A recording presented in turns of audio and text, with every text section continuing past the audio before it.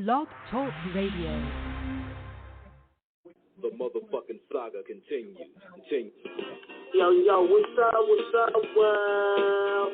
It's badass thuggin' like I usually do, and you better turn it up, bust some speakers out, cause we off the motherfucking cuff. You dig how we do it? Dog Pound Gangsters 2000 and beyond. Bless. What's up with it, John? Man, don't change that down. This your player partner, the legendary Cocaine. And you tuned in live to Off the Cuff Radio. Better not touch that down. Well. Yeah, this is Cassidy, the hustler. And right now, you listening to the Guillotine. Show them the respect they deserve, man. Off the Cut Radio, man. Y'all already know how they doing it, man. I need y'all to stay tuned. They've been doing it for years, so show them the respect they deserve. And you heard it out of bars, mouth. Easy. Keep it moving like this. Yo, this your boy Rampage. You're not rocking with the best. With Off the Cuff Radio. Classic. History. Fix your face to all you haters. We off the cuff, baby.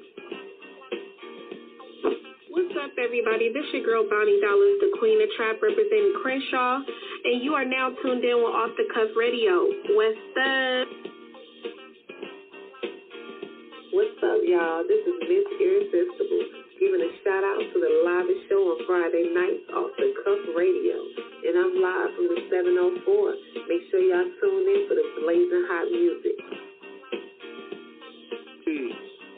What it ain't, what it do. It's Chili Chill from that original Lynch Mob. And Off the Cuff Radio, always where it's at on Friday nights. West, y'all. Yeah, man, we back live and direct, man. This is the second part of Off the Cuff Radio. I'm your host, King Eric, the Media Assassin. And the first part of the show was already up. Me and T-Max was dialoguing about the baby. We was paying homage to Coolio. We was talking about the Soulja Boy versus DJ Vlad and other bloggers. So we're going to have that content uploaded along with the interview that we're going to complete shortly. But in the meantime, I'm rocking with y'all despite the fact that this hurricane is out here and it's messing with the weather, messing with the algorithm, whatever you want to call it. We still live and direct, giving y'all the dope interviews, the dope music, the dope content, you name it. This is not easy what we do, so we need everybody aboard to support what we do. We 520 episodes deep, and we're trying to do this even more. So until we wait for our guests, until I wait for T-Max, until I wait for our guests to come on to join us for the interview, I want to play some dope music. I want to play this joint for my man, Aguilar the Don Bishop, titled Sip the Broth. We got a lot of dope hip-hop lined up, man. So follow it up with the new Prodigy joint. So by the time then, hopefully our guests will be on. Hopefully T-Max will be on. So let's go. Yo, 1, 2. Peace to Aguilar. What up? Chat. This is a campaign production. Yo, my occupation is international paper chasing. Believe me, I had to take it all in moderation. Knew my time was coming, so I had to wait patient. They took me to the state because I had the combination. My vernacular's greater, I'm a dominator. Kush up in the Garsha Vega, listening to Amadeus. Straight cash, hidden Vegas, holes in Himalayas. Feel what I'm saying, these cats imagine every plan. I'm an 80s baby, favorite car is Mercedes. Bad bitches and good pussy, drive my dick crazy. Been good with the ladies, you can never play me. All the fame and money in the world, that'll never change me. Go weak on a parrot, 24 carat, eating Caesar salad with the keys to Dallas. Top tier the streets, I'm already established. Recipe to Sean B, niggas need to watch that money holler, I gotta get it off. Talking about dollars, they gotta pay the cost. Feeling some type of way, haters can get lost. Let them corny niggas take a sip of the broth. When it comes to that money holler, I gotta get it off. Talking about dollars, they gotta pay the sauce. Feeling some type of way, haters can get lost. Let them corny niggas take a sip of the broth. When it comes to that money holler, I bar down any MC, anybody, anytime, any place. I got 10 G's on it. I wish a nigga try to dead me. Bullets will split his fucking waves like the Red Sea. I I'm like Moses, holding guns and roses. When I wrote this, I was suffering from cocaine psychosis. Paranoid, looking through the blinds, fully loaded, waiting for a motherfucker to flinch so I can go in. I did. We the type to be on the news, yup. And you the type of nigga that be reading reviews. Fuck out. My girls be in the news, get easy abused. I'm in the crib with wild dollar ladies feeding the blues. Take that. Told her put on your skirt, go to church, yup. Out here niggas getting murked for a perk. On the alley, I told your girl work, baby work. Gun prime bull nigga, I was birthed in the dirt. When it comes to that money holler, I gotta get it off.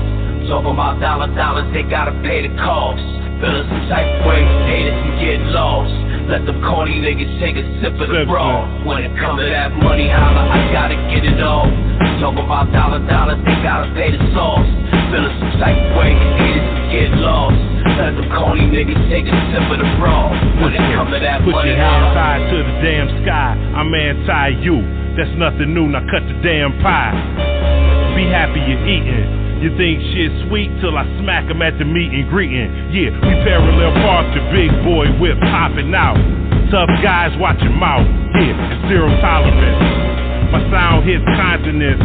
I'm on the bed against the house, winning, beginning to see the hate while they grinning, pinning some of the meanest shit ever been written, sitting atop of the crop. Do the hip hop, they know me, but do they really? No, we not our homies. They trying to sabotage me and my fam Aguilar. I stack a wad and back a squad. I'm spitting your food or rude. Whatever the mood, whoever the dude, you should make peace with God.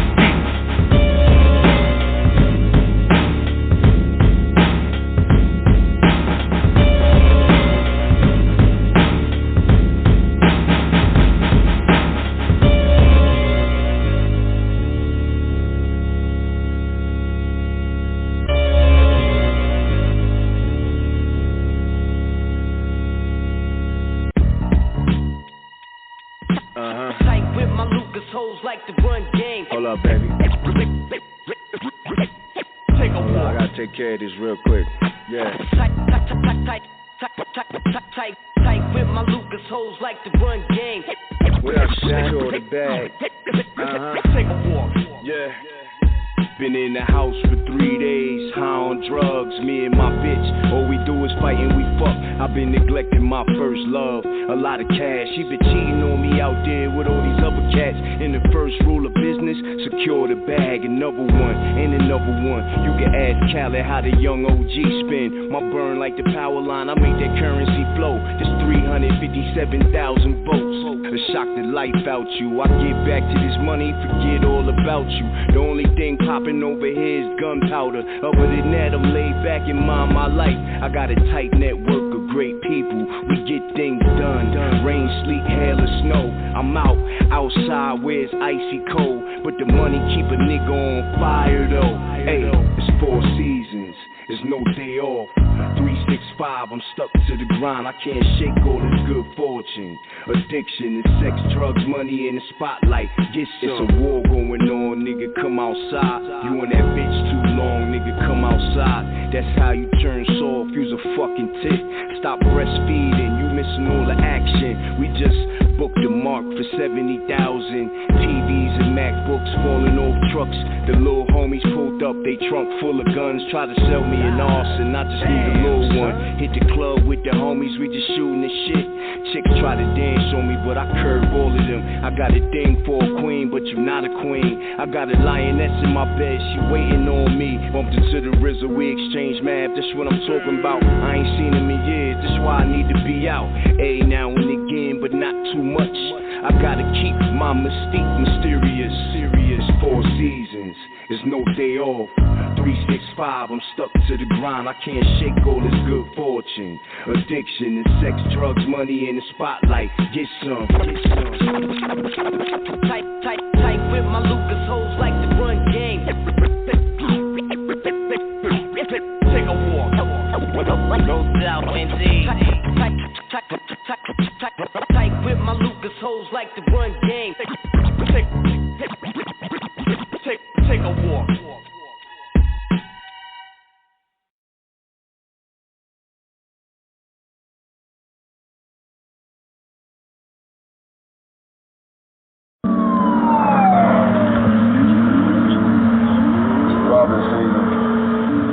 everybody gotta eat. Watch. What we eat? French baguettes, back and work live on the set. I've been direct in the mud, the trenches, you gon' feel my presence. Wildin' since an adolescent, follow lessons. On the block, you can feel the tension. Temperature rising, confessions of fire, hell on earth. Hunger or the thirst, they hate me at my best. Love me at my worst, go wrap around neck and wrist. Blowing cookie for the stress, keep a pole for your bitch. Off your on switch, Ralph jeans, Teflon stitch, heavy machinery, feel it in the kick. Hard hitting like these rhymes I spit in the spaceship, seat reclining. You see the silver lining, light reflecting off diamonds. Manifest by designer, soul assassin. Live wire, a devil's advocate, Kaiser so safe. The street codes are obey. It's Robert season, hoodied up, keep the fully tucked. Give it up fast, quick and not slow. Watch for Fajando, play the block low. Looking for karma bulls on the hunt. Watch your back, best to watch your front. Your own niggas will set you up, wet you up, get hit from the neck up, right in front of the bodega. Neighbors turn traitors. Blowing smoke out the sunroof, moving like Sun Tzu. Smoke great coupe on coupe, burden the proof. Fiends high off chemicals, burning medical. The professional 5,000, the animal. Hooded up, it's the vandal. Light 'em up like Roman candles. Bodies drop on the random. Summer in New York, summer in the city. Moving with the realest, surrounded by dealers, gangsters and killers. Jack the Ripper, Mike Jack Driller. Hear shots when the train pass, nigga. Go wrapped around these glass frames, nigga. Freeze frame my bigger picture, my vision clearer. Finesse my literature, stick to the scripture. Madman is sinister, bring earth, wind and fire when I enter the perimeter. Think big like Christopher, pistol or the heckler. You dealing with the pressure. It's Robert season, hoodied up, keep the fully tucked. Give it up fast, quick and not slow. Watch for Fajando, play the block low. Looking for karma wolves on the hunt. Watch your back, best to watch your front. Your own niggas will set you up, wet you up, get hit from the neck up, right in front of the bodega. Neighbors turn traitors.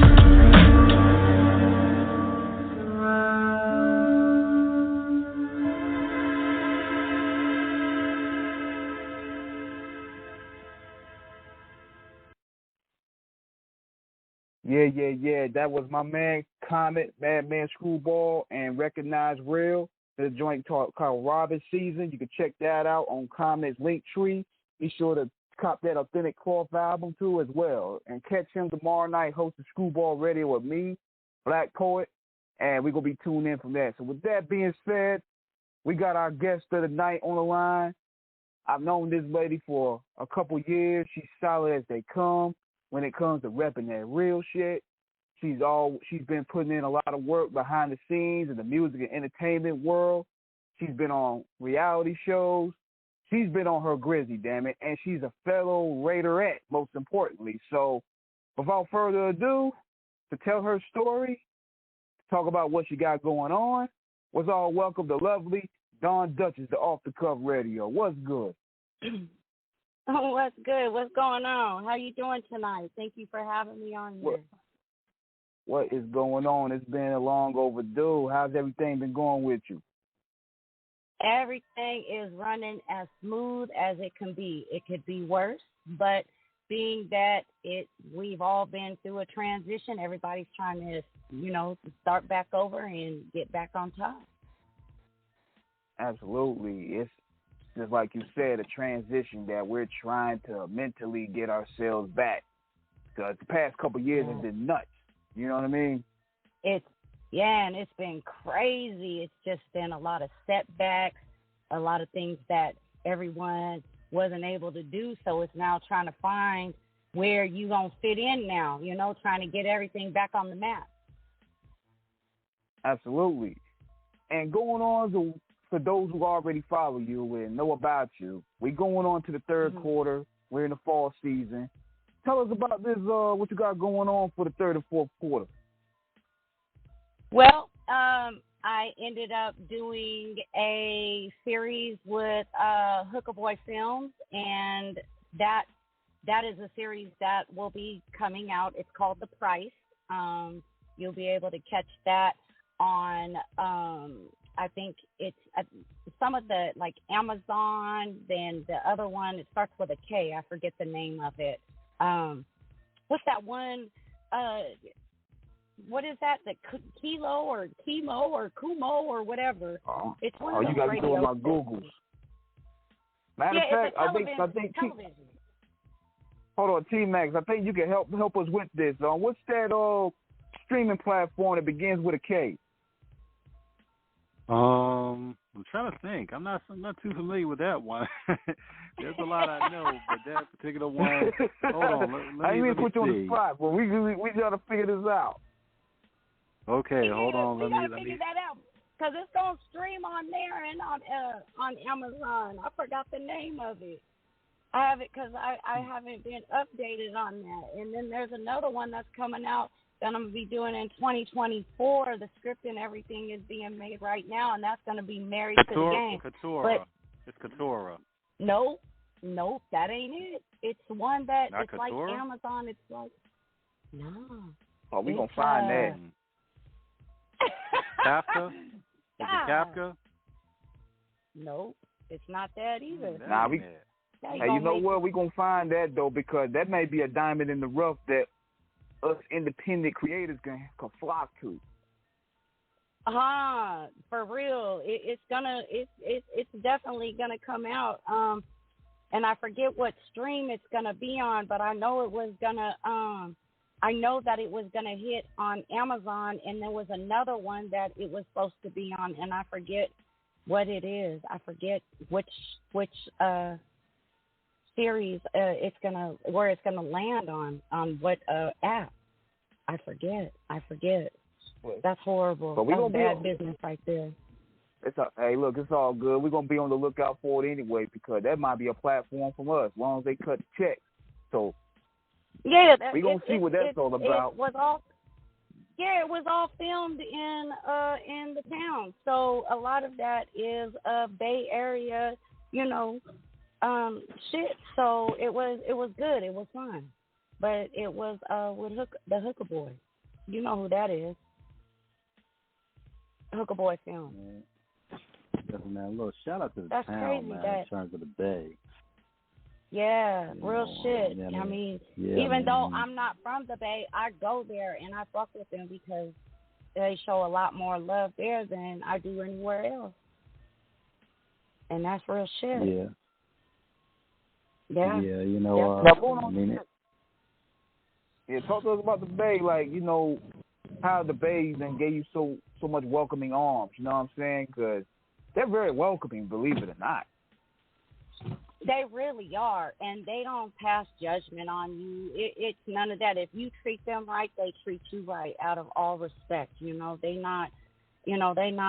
gonna throw your name in the mud or anything in that nature. Everything is welcoming out there. I know things get ugly out there, but it just depends on who you surround yourself with, and there's a lot of positive people out there trying to do big things, and it's just people just got to reach out and not be scared to do it, Yeah, absolutely. I mean, and we got to shout out everybody in the Bay who we know. Of course, CMG, from Conscious Daughter, Spice One, Richie Rich. Yeah.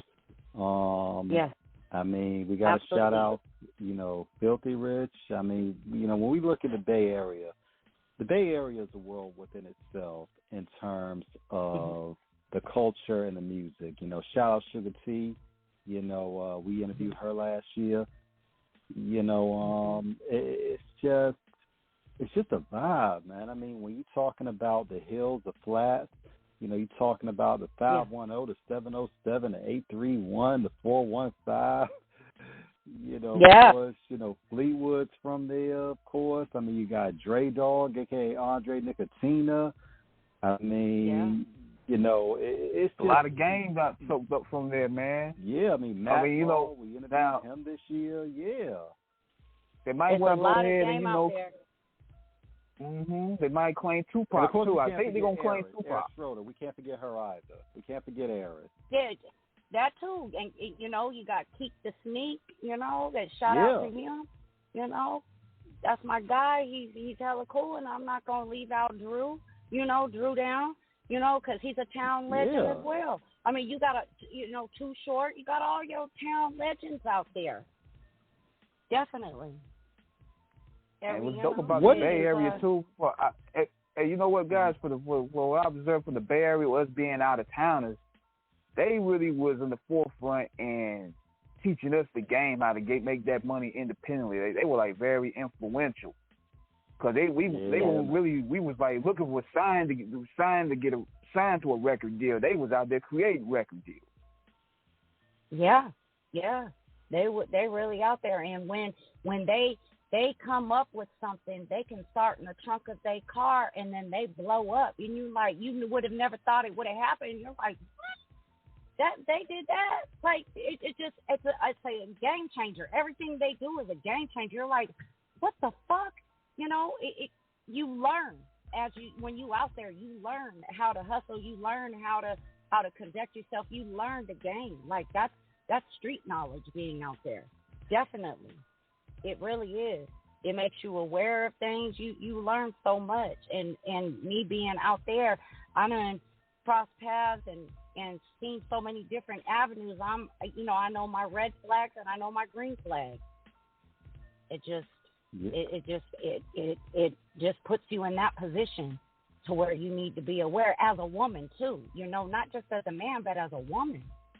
You know, Absolutely. you gotta know, you gotta recognize game. You gotta know who's running game. You gotta know who's genuine. I mean, shit, they smooth. Them motherfuckers are smooth. Look. Yeah.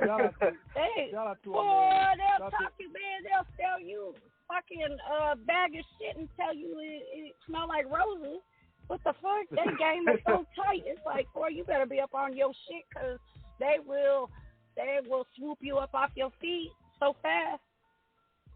For real. You know why, right? Because you got so many different elements coming from there. You got the gangster thing. You got the pimp culture over there. You got the black militant culture over there. You got all that type of gumbo mixed together. So you get all those elements at that time. You do.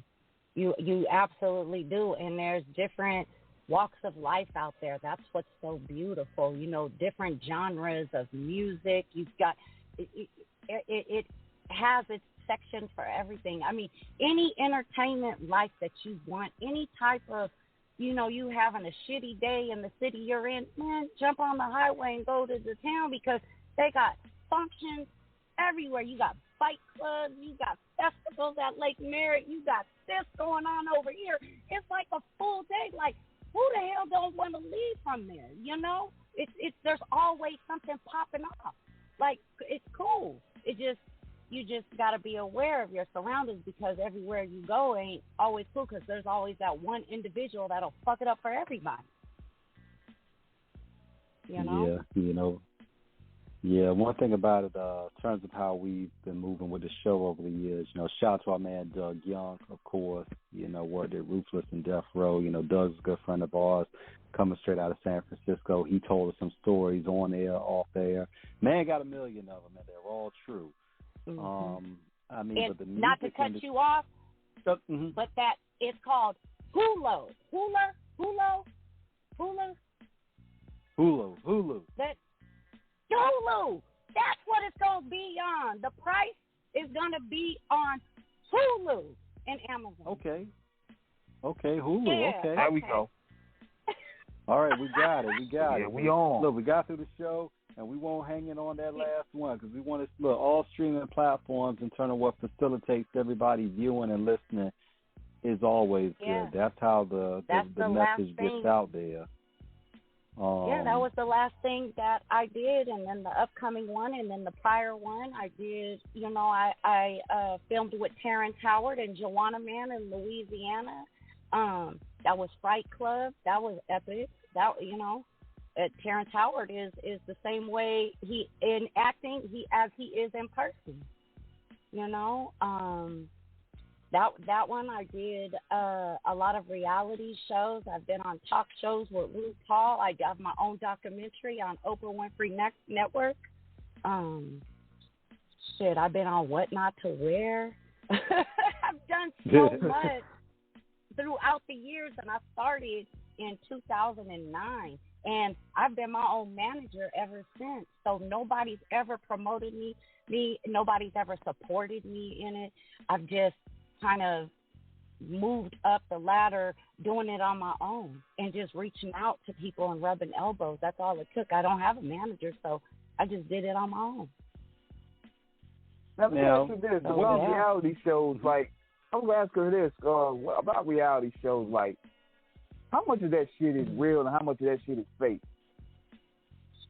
So I'm going to say the reality shows it's really fabricated. You know, everything you watch. I was supposed to go on Bad Girls Club, and I'll tell you the story about that because that was goofy as hell. But everything is staged. Everything is fabricated. So if there's something that doesn't fit right with the narrative, they'll have you flip the script for the audience. So if you're 40 years old dating an 80-year-old man, well, they're going to make that 80-year-old man be a 60-year-old man, and so it seems more realistic. If you're having a relationship with a woman and you may be Caucasian and she is black, and they'll switch the black girl to a white girl, and then they flip the script as the true story. So they're adding in stuff, and then they'll cut and have you say it again to re-record. So everything is staged before you even step on the stage, and that's just how it goes. They pick what they want you to say. Some of it is true, and I'm gonna say maybe 85% of it is not. Because they tell you what they want you to say. That's just it. Like, yeah, everything is really staged. Reality TV is staged, and you just got to play your part in it, and you got to do the best. Otherwise, they're going to retake on that, and you're going to have to do it again. Yeah, I mean, that's what what we see a lot of times. When we see a lot of times on those shows, it's, how do I say this? We always kind of had a suspicion that stuff will be a little exaggerated / fabricated because we know people got stuff going on in their lives. And also by the same token, I'm going to just keep it brick. I don't think a lot of people, if they really had that level of dysfunction in their lives personally on a real candid level, that they would want everybody knowing, which, like you said, would be more of the actual dramatization, as we call in the industry, dramatic license, because you have to come up with some type of captivating, engaging narrative / story arc that keeps the audience. And I mean, that's show business. I mean, it's when we break it down in its essence, that's really no different than a lot of rappers who shall remain nameless, who talk a lot of stuff on their albums, but then you find out, you're grinning too because you know some stories about that too. But a lot of rappers who talk a lot, and now she's laughing real hard because she really knows some stories. because a lot of them, and I do know a lot of artists, and some of them really talk the real deal, like you said, and then when you come to find out and you know them personally, you're like, man, that's a whole bunch of bullshit. That is not you. Like, you're talking about somebody else, because this is not the life that you lead. You come from a perfect family. You didn't live that life. You didn't live from, the rut. You didn't come from that. You've had that silver spoon. So a lot of the stuff, I don't even believe the music nowadays is garbage to me. I mean, because they lie so much. Like, I don't know. I stick with the 90s because everything had a plot. Everything had a meaning. Everything had a story to tell. Now it's like they rapping A-E-I-O-U.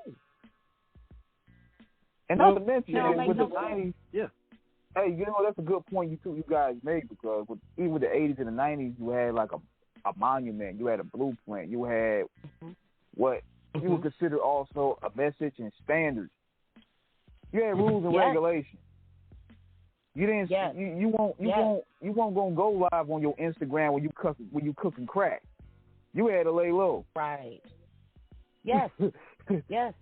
Now everything is so just out there. Everybody's telling on themselves. It's like they just, everybody telling on themselves or telling on someone else. Everybody putting their business out there, and all these artists they're getting goofy to me.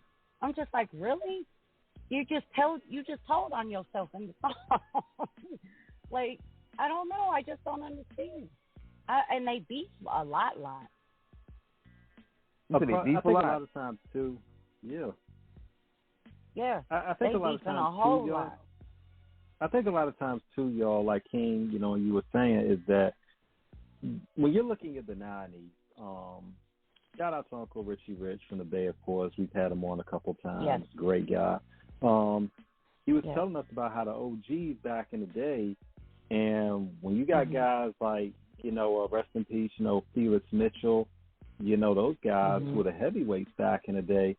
In terms of the OGs that were, all, legendary, but, kind of in the back, they were helping a lot of brothers get on. But he was saying that straight up and down, they weren't going to put you in the studio if they didn't think you were real or you were ready to really rep the town.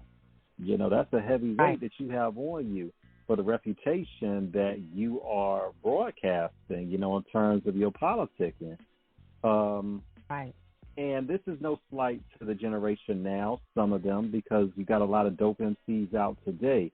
But what has happened, y'all, we talked about this so many times on the shows with so many people, is that because the rise of social media, it has given a more expedited broadcast outlet to a lot of these artists. Back in the day, there were people that you heard stories about, and some of them were true and some of them weren't, but a lot of times there was still that cloak of mystery that didn't really, like with Rakim. There was a lot of rumors about Rakim in terms of who he really was in the street.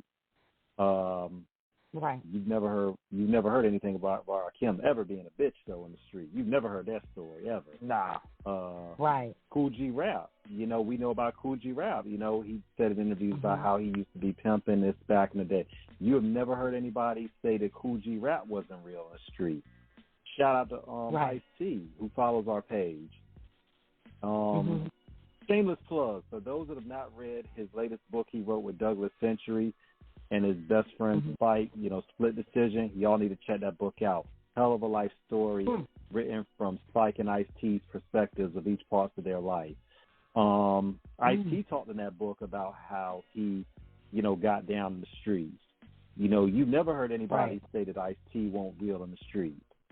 But also, too, like I said, because we didn't see it on television or computer, we really had to take it for what it was. And a lot of it was true what they were talking, because some of the stuff you were seeing in the videos, this, that, and the other, and even if some of it came out later on in the magazines, shout out Source, Double XL, you would hear real stories from people about how they were really getting down out there. So it kind of gave credence to the claims. Now we're seeing a lot of artists who are clout chasing for that credence, exaggerating claims. I'm out here in Virginia. I'm not going to mention the group because it was already all over the news when it did happen. But they did a video basically where it was depicting them, cooking up crap, like King was saying. Little did they know that they were already under the eyes of the FBI in a criminal investigation, and by the time they all got knocked, they had been under investigation for like 4 or 5 years. And the video pretty much was, I'm not going to say the video was the culmination of it, because the investigation from what they had on surveillance was already pretty, was already pretty much concrete. But the video was kind of confirmation of what they had pretty much already known.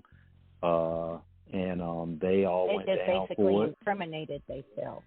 Exactly. But by the same token, it was like they were trying to give out that image that they were really in the streets, which they were. But it wasn't. My thing is this. And somehow, y'all, the game got changed. Back in the day, you were getting in the game to get out of the game. When you did music, that was Ice-T once again wrote in the book. He talked about it. Once because he was a smash and grab artist in the malls. They would hit the malls, smash the glass cases in the jewelry stores, take the Rolexes, all that shit. You know, but when he started rhyming and you know he saw his career was really beginning to take off, that's when he was like, okay, I'm gonna go full tilt with this music. Right. And you did that because the illegal means was something that it wasn't about you necessarily wanting to do bad. It was about you had to find a way to survive. And, yeah, there was a profit in it. But when you really realized there was a way to get out of that, you realize, okay, there's another way that's more profitable and legal. We're seeing... No, what it is, man. You know what? It just dawned on me. What it is that the guys that we grew up listening to, they came from a different part of the jungle where you had to really be outside and interact with the people. And as soon as you find rap music or, you know, playing basketball, football, or whatever you're doing, you ain't trying to go back into the streets. You ain't trying to go back into the jungle. It was rough. Now you see a paradigm shift now where you see people... They didn't have no experience in dealing with real life, for one. They get lucky. They get a hit song on YouTube. So they get a bunch of money up in advance. So then what they want to do? They want to treat this shit like a video game. I want to go out there and start some beats. I want to go to the hood. Like it's a field trip or some shit. So they'll go out there and These artists are being hand-fed. They didn't have to struggle like the older artists back in the day where they had to sell tapes out the trunk of their car or stand outside of Capitol Records overnight just to get an audition inside. You know what I mean? It was back then it was harder to make it. Now there's so many platforms for these artists to do it. It's it's made them lazy into having to work for it. You know, they're not working hard for it because it's kind of given to them in a sense. You pay for the views. You can do all of that. You know, and one of the most recent success stories, albeit, oh, God, we missed him so much because we were going to get him on the show, you know, Nipsey Hussle, because we had a mutual friend. Shout out Twan Gotti because we were in the process of trying to get him before he passed. But Nipsey, two things about King Nip. Number one, once again, you've never heard anything about Nip being a bitch in the street. Shout out to Black Sam, G.I. Joe, rest in peace, Patman the Gunman, Jay Stone, the whole 60s All Money In crew, Killer Twan. Shout out to Mike and Keys, who's done the music for so many of those guys. All of them were, you know, all the artists that I mentioned were real in the streets. You never heard anything about them in terms of not really living what they were talking. And Nip, but when Nip really, really wanted to do the music, Nip really went full tilt in terms of pushing his product, you know, really getting it out there. People don't understand. When Victory Lap came out, people don't understand the significance behind Victory Lap with that album. Victory Lap was the name of the album because that was a culmination of him making of that marathon that, you know, for the first phase of it, well, many phases, but the latest phase of it at that time, that he had already crossed the finish line. Nip was already known in L.A. He was already a multimillionaire. He just needed distribution in terms of getting his music out to the masses, which is why he signed that deal. He needed it.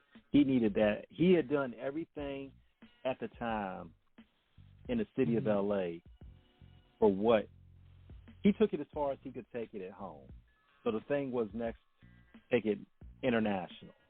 You know, when you got guys, I can't forget my people in San Diego. Shout out to Southeast Dago, Mitchie Slit, Ron Kine, Meatface, CJ, Mob Boss, GE, you know, Ryan Anthony out there, Oso Ocean, all of y'all out there, man. Got so much love for Dago out there with those guys.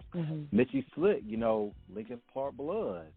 Mitchie is really, quick story, because of in my job, a guy came in, and we just struck up a conversation. He said he was from Dago.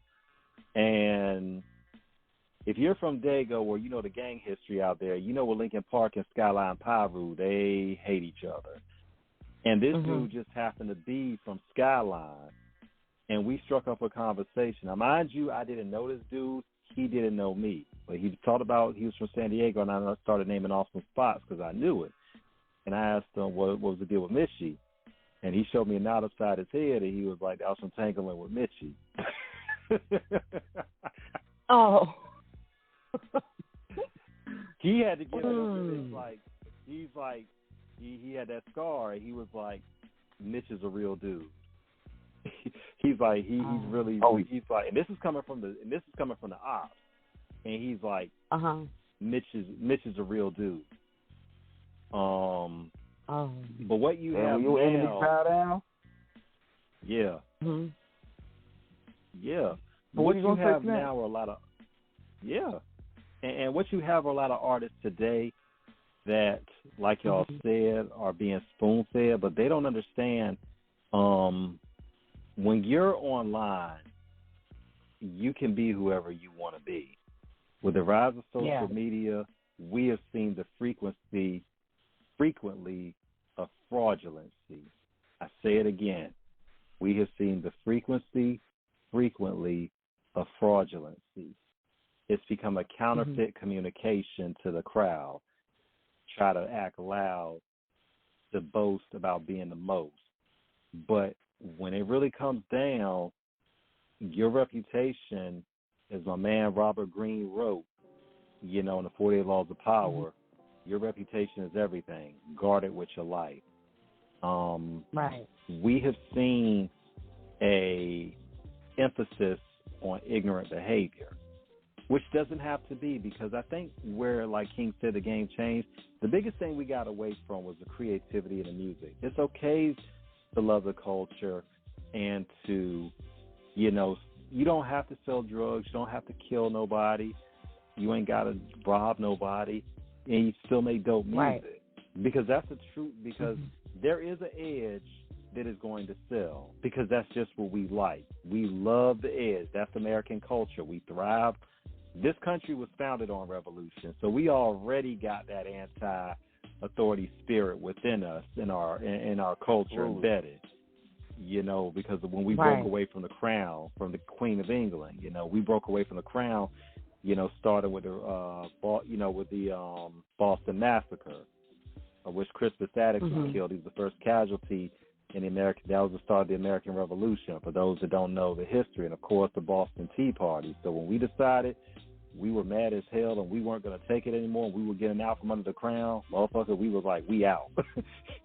So that's always been in us, to not necessarily follow the rules. And with a lot of these artists today, they have to understand that it is a real situation out there, that when you start talking crazy about people, you involve yourself in things that you don't really understand, there's a price to pay for it. And unfortunately, we've seen some people get caught out there, get pressed like a suplex or a bench press, about what's all that you was talking, but you not really who you say you is. And one thing about it is we were talking earlier, before you got on, we were having a discussion about, ultimately the name of the game is, once you get in, it's about a professionalism, because you got to leave the streets alone. We saw the situation that happened with Young Thug and how it changed. And what happened. Yeah. And that's just what it is. Yeah, because those guys is all about want to make history at the end of the day. It's like you turn that leaf in life. You want to leave the streets alone, and now you want to make some legit money. Because, this shit ain't fun, ducking your head, ducking gunshots, and worried about the feds snatching you up. It's not a fun thing. And I think that's what made the music so timeless that came out in the 90s, was because they put the good, bad, and the ugly out there. Right. Yeah, and it was something that we could all relate to at a certain level because it was in a place of real creativity. Now it's all about how people are about commerce. It's a stock and trade of what we can move. We don't care how true it is and how or what have you. You know, we look at what happened with Tekashi and how that situation quickly unraveled for him when everybody found out he wasn't who he said he was. You know, and for some reason he's still running around talking crazy.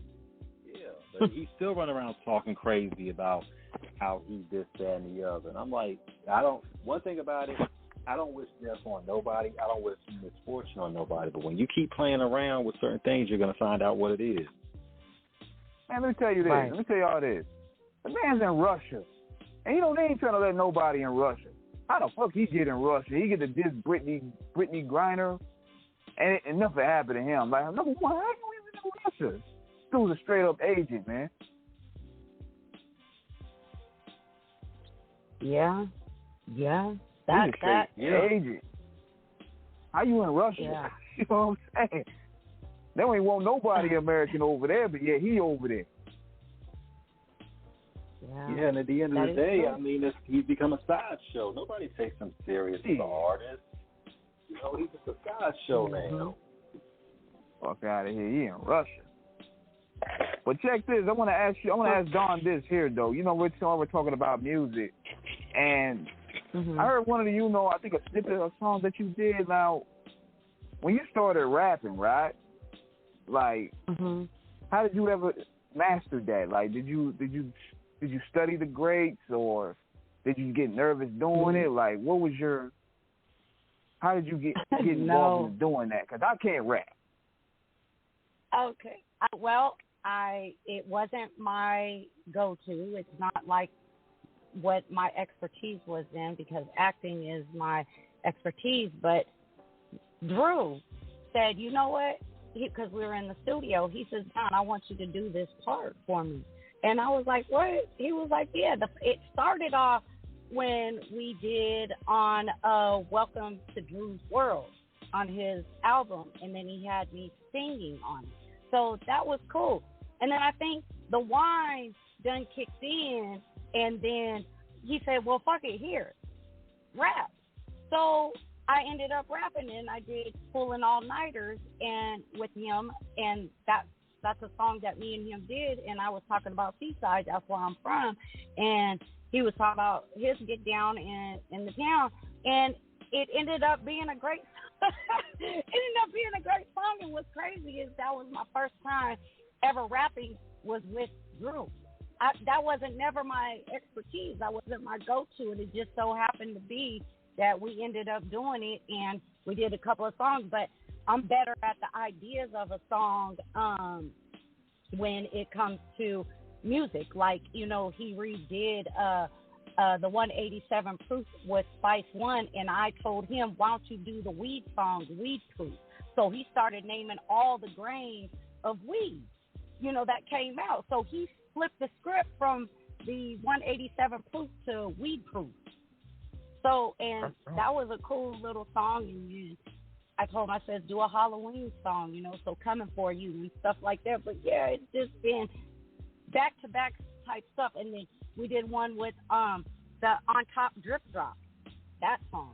So it's just two different albums that I did with him. And I got to say, it was an experience because Dru has bars, Matter of fact, I just told his ass to tap in, so hopefully he will. But it was an experience. You know what I mean? It was kind of fun in the same token, but it's draining. That's not my go-to. I'd rather get in front of cameras and like camera action. I can do that. Absolutely. I can act better than I can rap. Absolutely. I'm like, cause we were studying the great coming in. Like we were listening to guys like Rakim, Cool G Rap, Nas, Jay-Z, Tupac. I looked at look, I can't get involved with this shit. I can't fucking rap. Let me just go ahead and just play my position. Yeah, I can't. I'm just not a rapper. But when I did it, people was like, damn, you sound good. But that's because I have that country type of voice in the song. Pulling All-Nighters, it was just that to me, I just thought like, hey, it was my first time. I was like, damn, I do sound good, don't I? So it kind of threw me through a loop. You know, it was just, I'm just, that's not what I'm looking forward to doing, but it was, the opportunity was there, and I gravitated to it, and it was an honor to do it. You know, it was just, how many people in a lifetime can ever actually say that they've done this or that, you know? Yeah. And it was cool. It was cool. It was hella cool. Definitely. But I'm looking forward to acting. I'm looking forward to doing a song with EA Ski. That's who I want to do a song with, EA Ski. Man. Yeah. That's who I would love, because he makes hot beats. So that's the guy. And plus, he's been a legend. He's been doing music with Dr. Dre and all of them, and I would love to do something with him, because he's got them thumpers. He's one of the coldest out in the West, for real. Man, he's one of the coldest we ever heard. Man, right. Look, if I had to say one EA beat particular that I'm like just, it's got to be Trigger Got No Heart by Spice One. Oh my God. Oh yeah. Ooh. Yeah. Minister Society no, for sure. 1993, and I mean, shout out to Spice. You know, shout out to Spice, because you know he's one of the few artists that did the song where the clean version was almost better than the dirty version. I mean, you know, but both of those are phenomenal. I mean, it was so dope. They put the clean version on the soundtrack as well as the dirty version. But I mean, that you don't never see that. No, you don't. But people I mean, don't ever do the club version or the radio version of music. It's not anymore. The radio now plays the explicit. They play the explicit, but you know, it's crazy because there's no radio version no more, because everything is explicit. They don't even do Mac of the Year no more. It's straight Pimp of the Year, and you're like, what? So. It's you know, it's shit like that. But it's crazy because, you know, the music I grew up off of course, was that era, and SIBO was my go-to. I played SIBO, the Autopsy, and all that shit. That was our go-to back in the day, was playing SIBO, because that shit was hard as hell back then. That was. Yeah, the gas chamber joint. Yeah, South so Central the Cartel Cartel was another one. Yeah. They're from the L.A., and they still making bangers, you know, and so, you know, and SIBO's still doing his thing. All that legendary artists is still trying to come back, and I hope they do.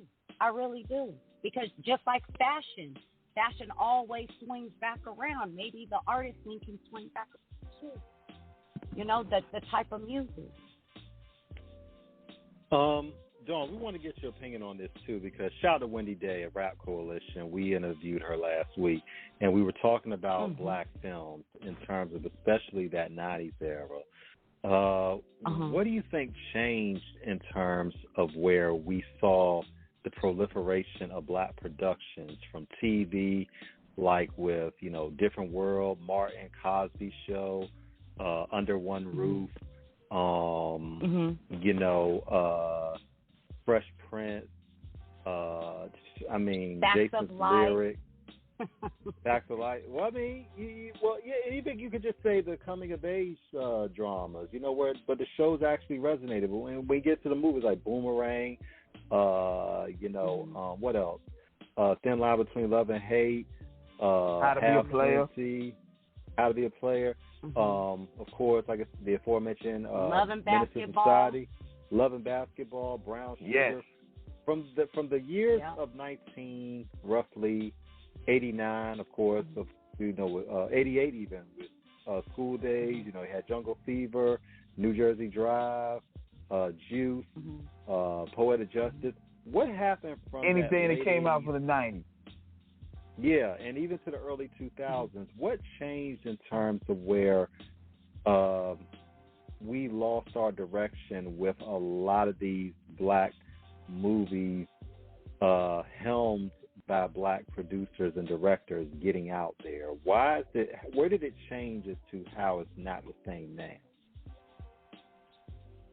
As far as why it's not being, publicized the way that it used to be and being put out, because it, and to me, I'm thinking is because we're not having a lot of the younger generation that's even having an interest in being a director or producer of filming. That's not their dream or their go-to. Now we have underground filming that's taking place. All these apps that are, taking what kind of filming is that when it's the budget filming? Because now everybody's stuck on the budget filming, which is the actual, it's staged, of course, and so is the other stuff. But nobody has the interest in wanting to film like that. Everybody wants to be a rapper now. Nobody wants to be an actor or,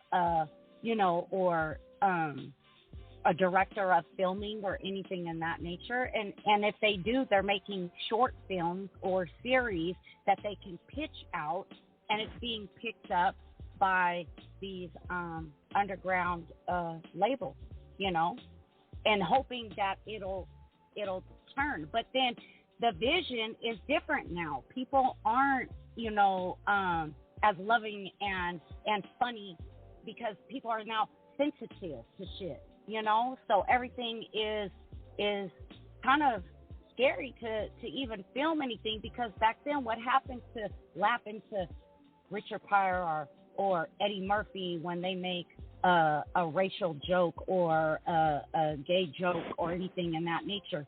Nowadays, you can't touch that subject because people are being sensitive and they want. The times have changed, so everything is different. And these kids like to watch these cornball ass series that it's too. What do you call it? It's too gushy. The series, or it's more or thuggish. There's no in between. There's no plot. It's just kind of like thugging it out, or it's too white to me. A lot of the stuff nowadays. But like you said, falling back on what you were saying, these kids aren't taking any initiative to take the courses and wanting to further their career in filming or produce anything, because I don't think it's going to draw the attention of the younger generation, because look what has changed in the world. Everything is changing. Even you got more apps. Back then you just had cable. Good point. I'm gonna be a little more blunt with it, y'all. And I might step on some toes when I say this. I could have went raw with it, but I don't want to hurt nobody's feelings. Then I'm gonna be. Hey, don't worry about it. I'll take all the smoke, even though I'm on Facebook restriction away from being up out of here. Look, we're journalists. We have a frequent flyer pass in the smoking section. So I'm gonna say it. A lot of times, not all, but some of the youth today are lazy.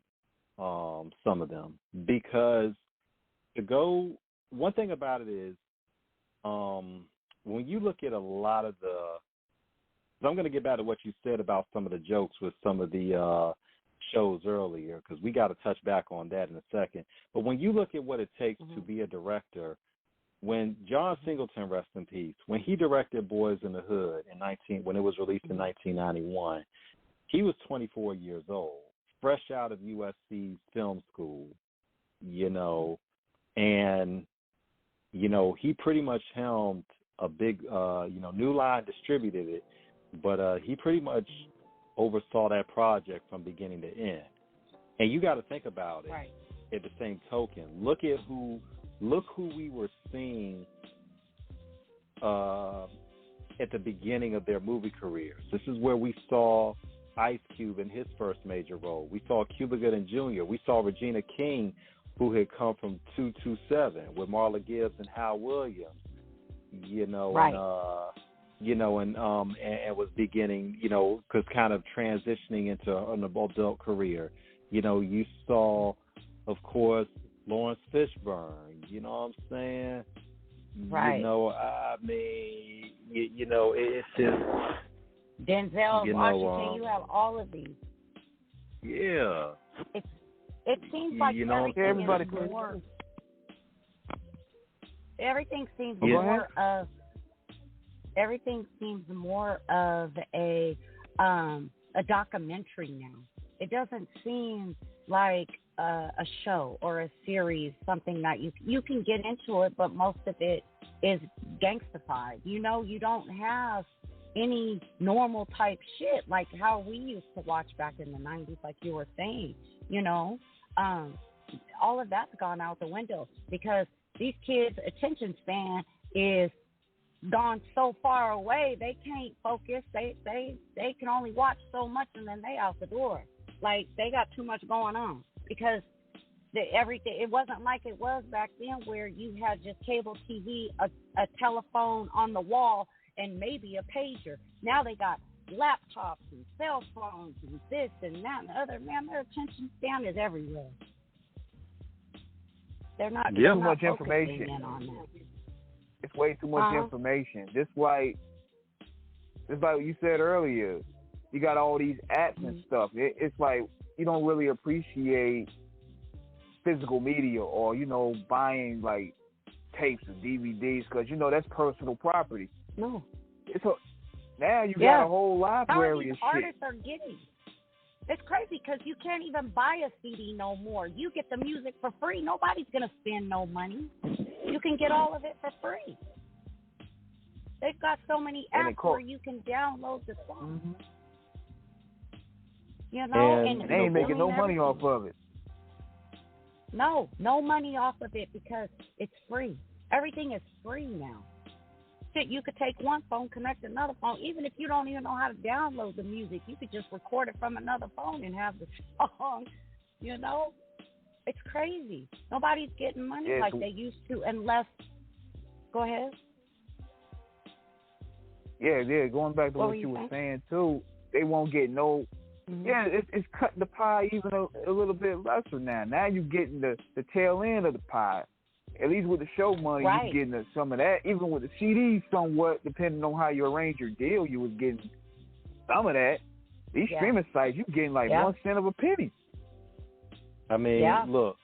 When we had this discussion, we always reference the show we did with Young Khan the Don about 2-3 years ago. We did with him. Shout out to Young Khan because he broke it down.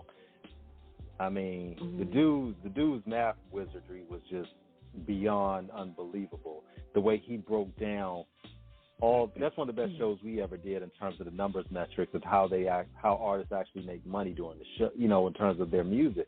And he broke down literally to the last penny how much artists don't get in terms of streaming.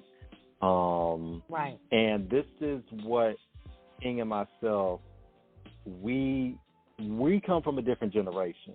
So we know the importance of the magazines, of buying the CDs, because when you look at eBay, when you look at some of those CDs in magazines like the Source magazine, I shit you not, the one with Biggie from 1995, the King of New York cover, I staked my Jordan collection on it because I seen it.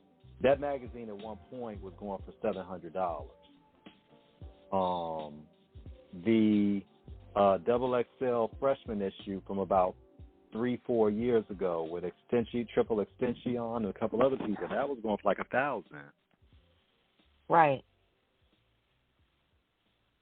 Got devalued. Like when everything started going through technology, it devalued all forms of entertainment.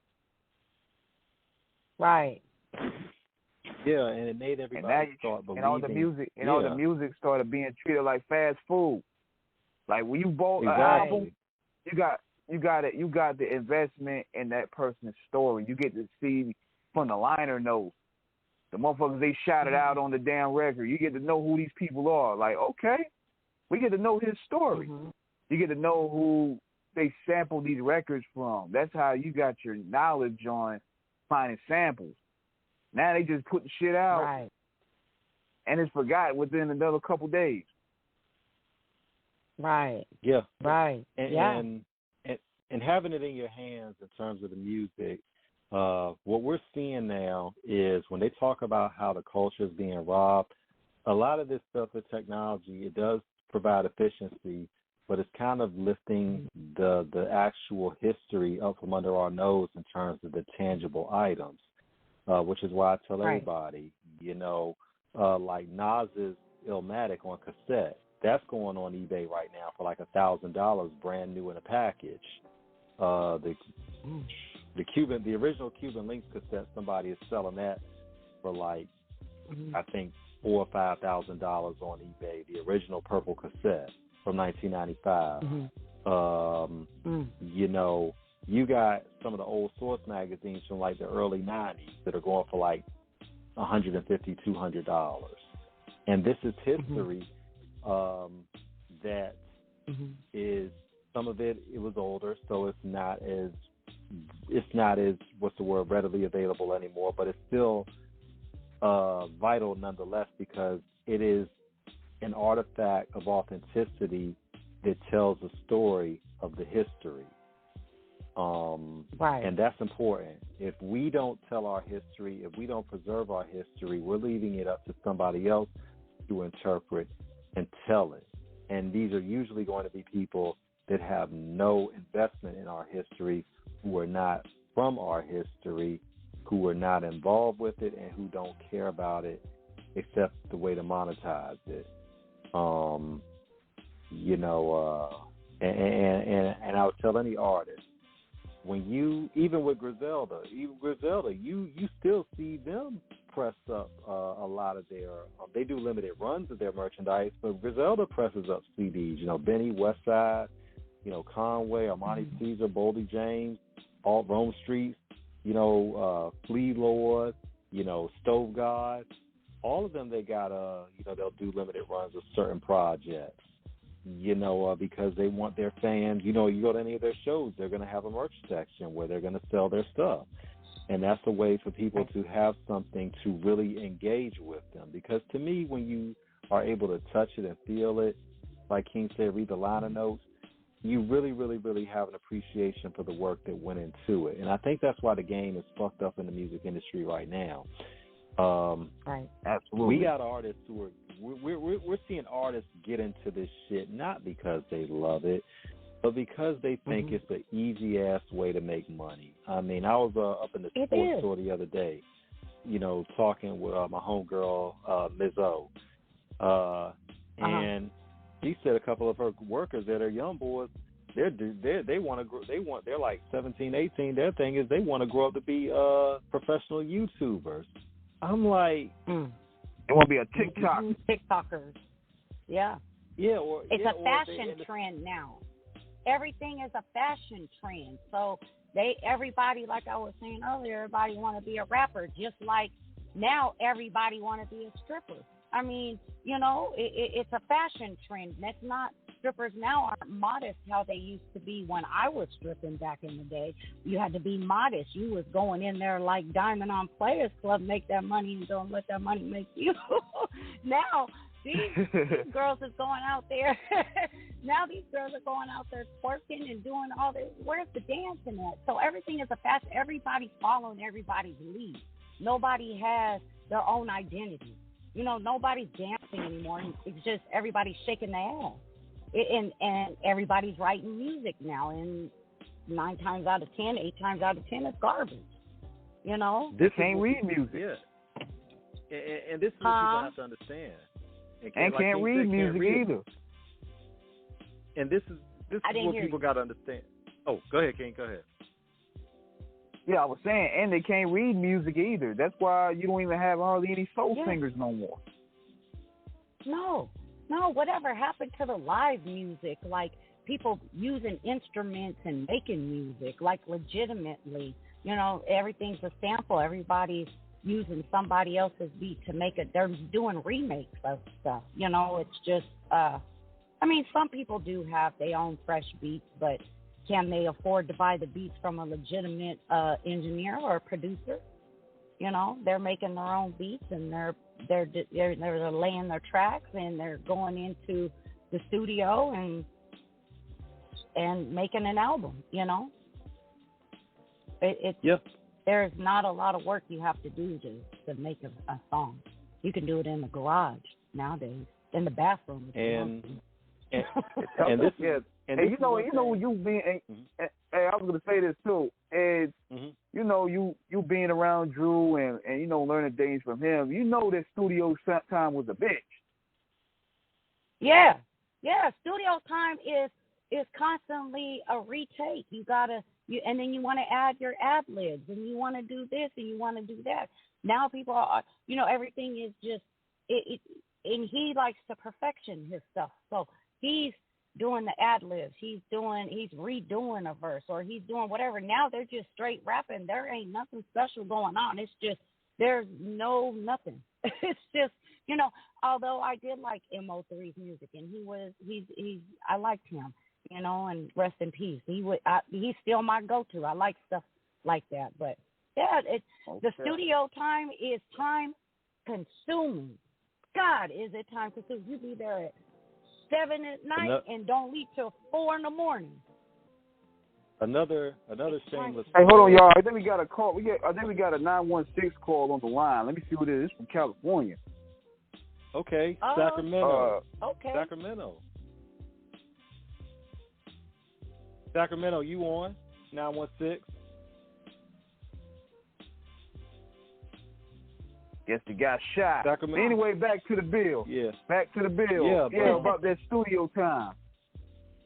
I'm gonna tell y'all. Studio time. I'm gonna tell y'all. I don't fell asleep plug. on sofas while it was being recorded. I don't fell asleep.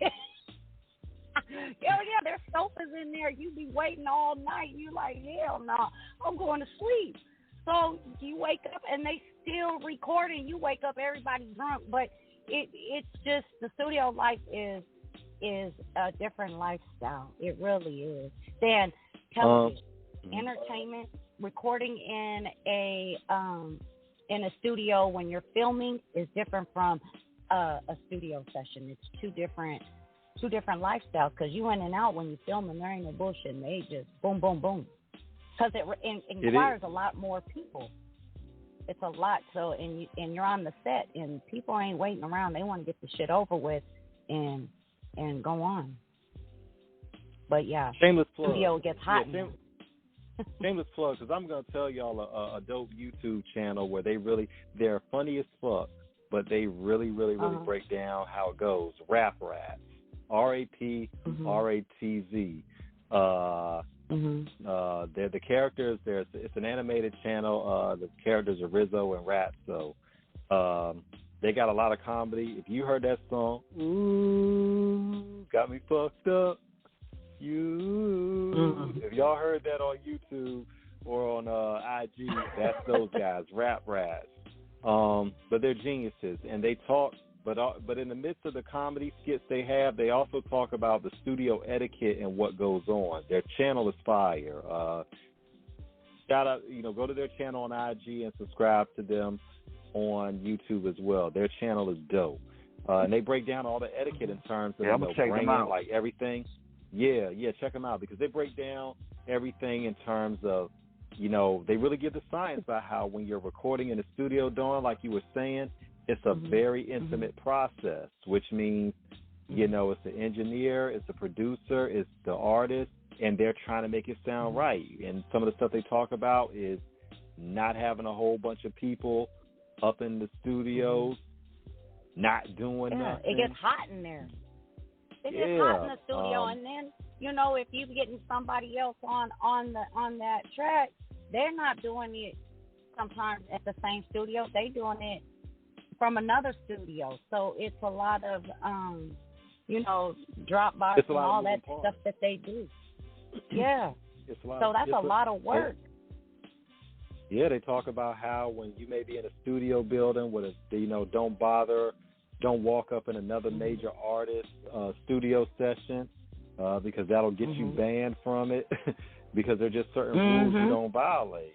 They talk about when you do live shows, don't have a whole bunch of this person and that person all up on the stage, not doing nothing, just standing.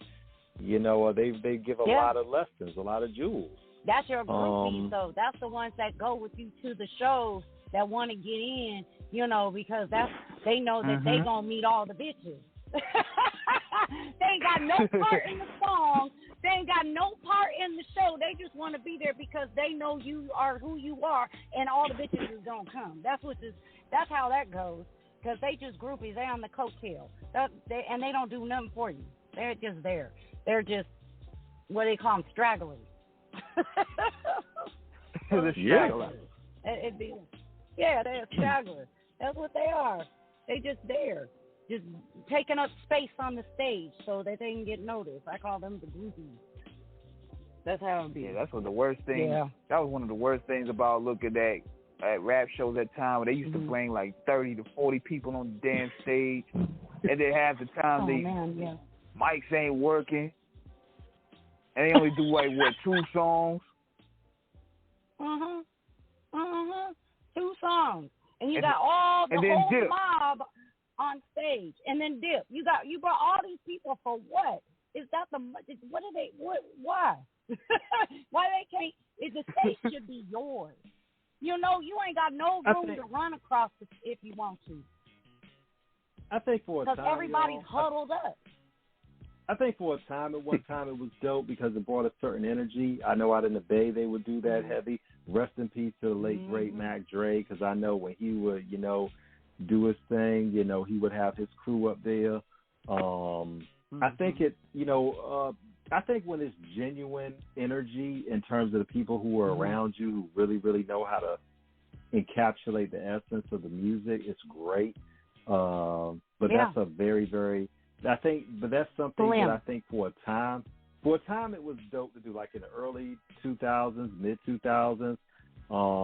Shout out to my homie Jeezy, you know, from CTE, of course, DJ Ace, Boo Rossini, Snoop 11, you know, 11 the artist, all of those guys. So, the people on stage is like a congregation. They just come together. We'll be in the audience looking at the stage. There's one person. There's the hype guy, and there's the rappers that are up there. Everybody else in the back is blowing smoke or talking to each other.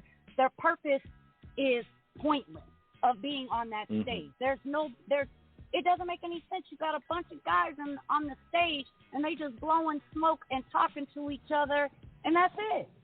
It looks ridiculous, if you ask me. There's nobody hyping up at all. There's nothing at all. And that I do a shout out to Grasshopper because he be doing his thing with the condom for the loonies.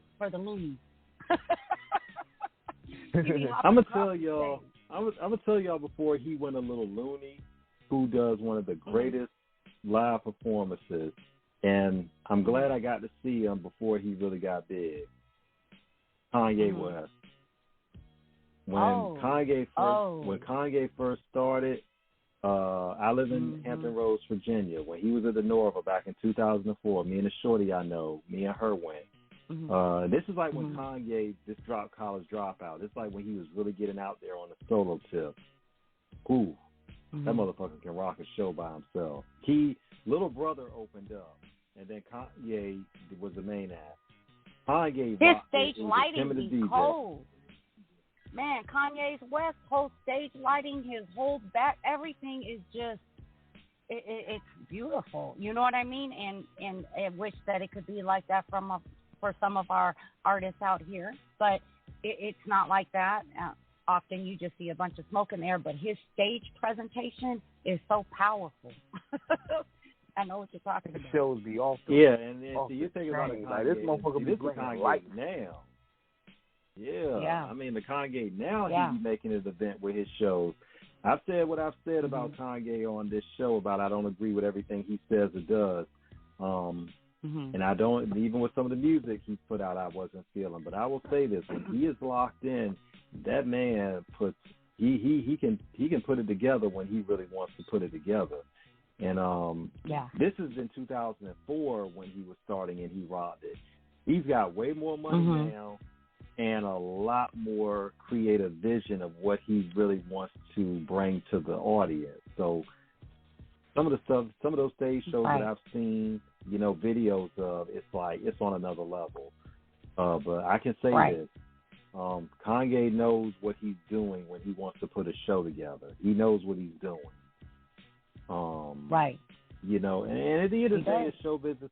Yeah, that's what you want to do. You want to give the people an experience. I think when we look at the era we came up in, when we look at how we understood showmanship, how we understood comedy, like I said earlier about when we get back to about some of the shows, we look at how pop culture, shows like Living Color, Mad TV, Def Jam. Remember Def Jam? Def Comedy Jam. Yes. I mean, we really learned. We that saw was the best beginning. Comedy. People were cracking up. Yeah, I mean, when we look at the beginning of that, when we saw Def Comedy Jam, we saw the beginning of Bernie Mac, Chris Rock, Chris Tucker, you know, Adele Given, you know, we saw all of them, you know, who were, you know, on the Color.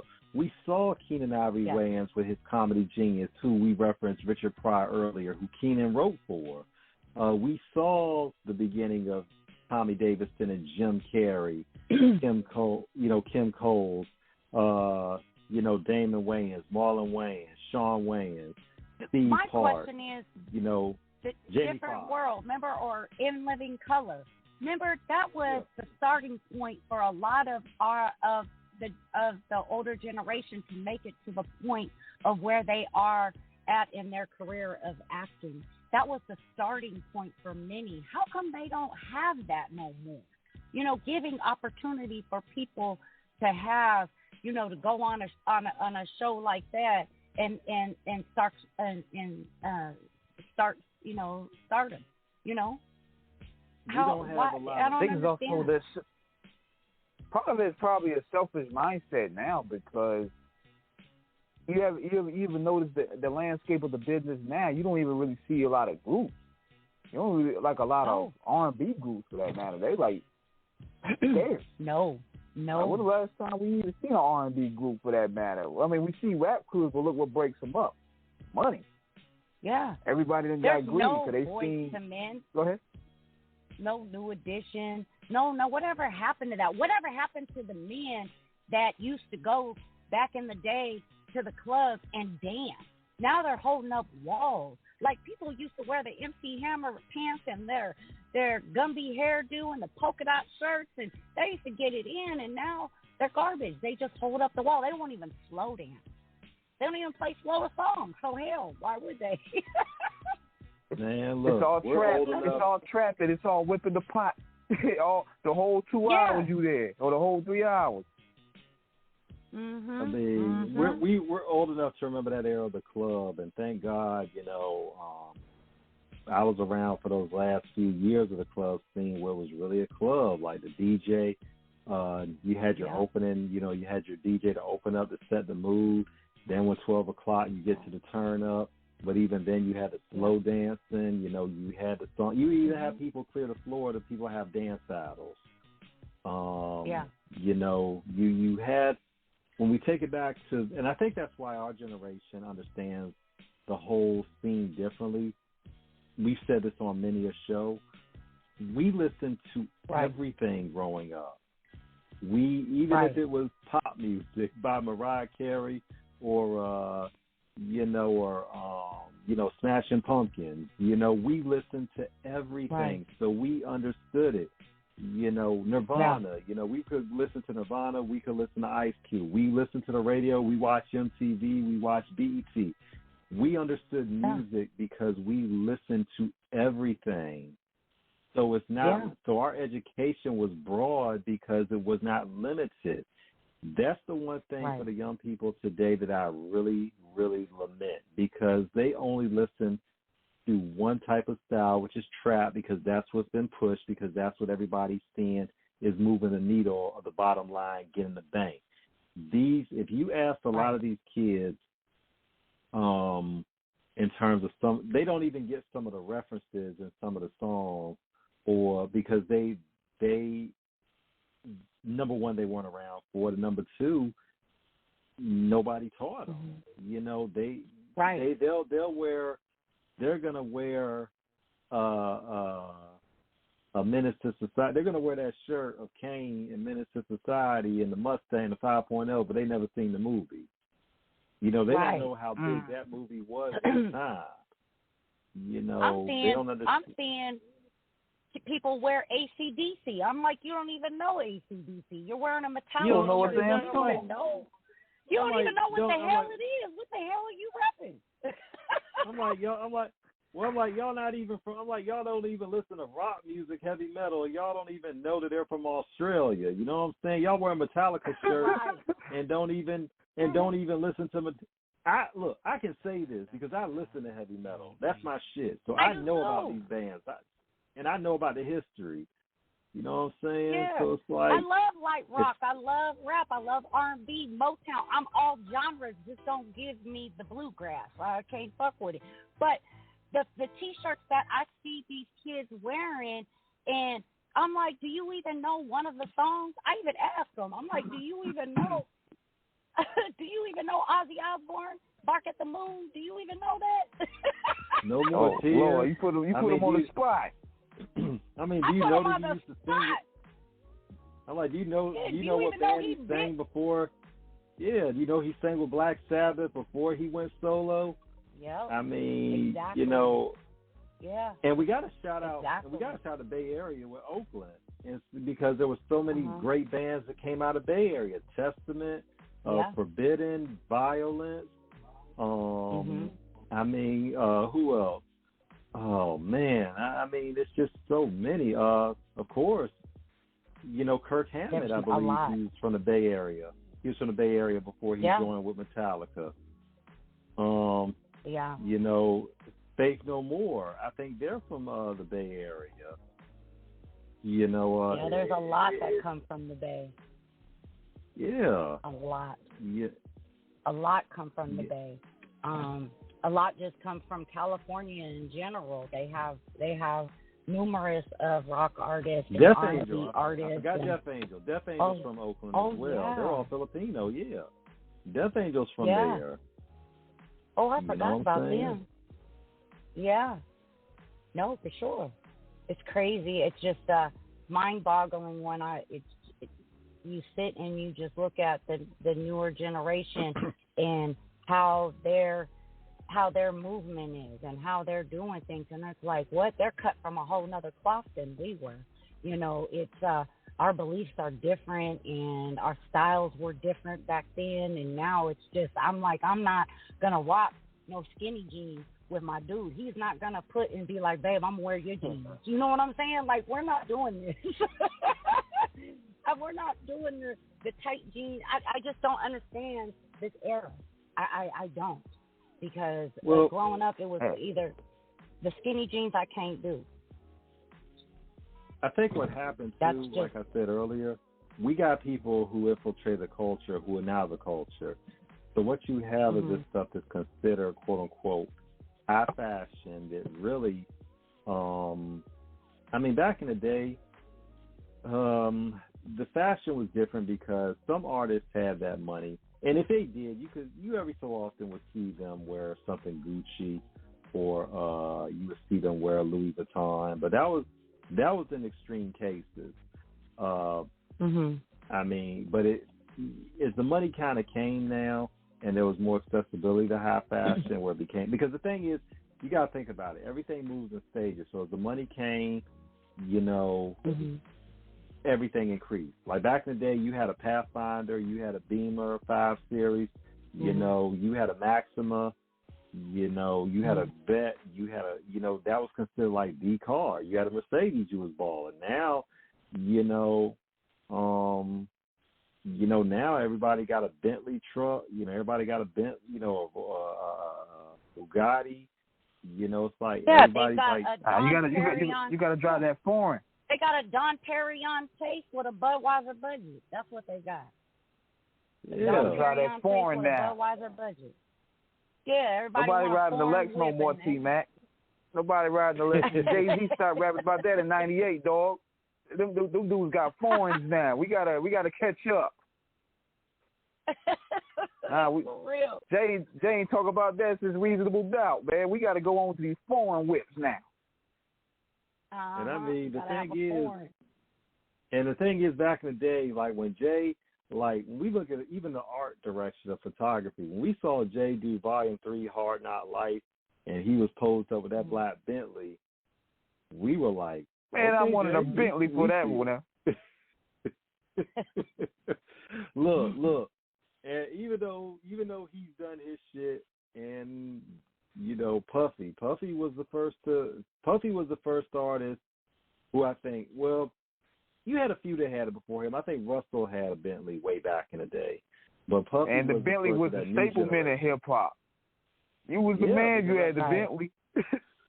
Yeah, I mean, Puff started. I remember when Puff got that Sapphire Blue joint back in the day, and that was like,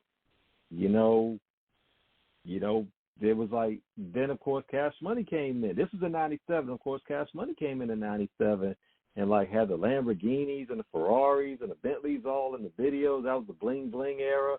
So that's when you started seeing more money come in. So everybody was trying to outdo each other.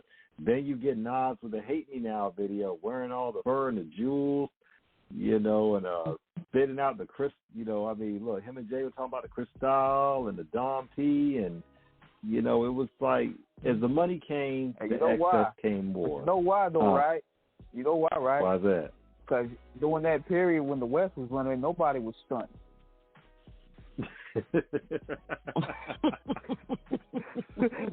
Notice that from 91 to 96, you didn't see how nobody stunt with no jewelry at all. Everybody was grimy. Everybody came out there, no jewels. Soon as the big bad wolf got locked up, everybody started putting their jewelry on.